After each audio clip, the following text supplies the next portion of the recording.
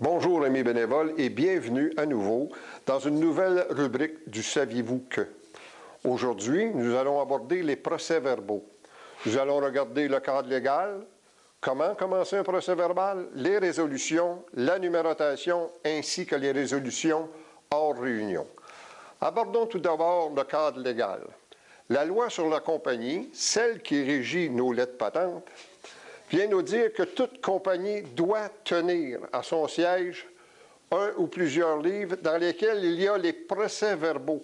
Je tiens à porter votre attention sur le doit tenir. Ce n'est pas une obligation, il ne vous donne pas l'option de le faire ou pas le faire, c'est une obligation. Les procès-verbaux des assemblées des membres et des administrateurs. Chaque procès-verbal inscrit dans ce ou ces livres doit être certifié. Ça veut dire que le procès-verbal, avant de le déposer, il doit y avoir une signature qui vient confirmer que c'est bel et bien ce qui a été dit qui est au procès-verbal.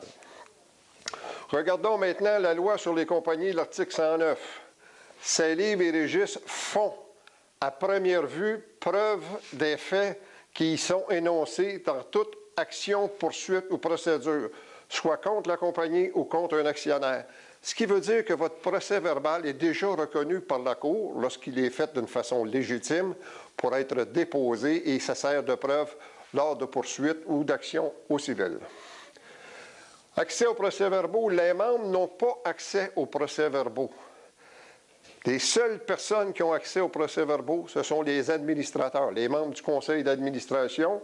Les seuls documents que les membres ont accès sont, selon la loi, la copie de l'acte constitutif, les règlements généraux, la liste des membres, nom, adresse et profession des administrateurs et le registre des hypothèques.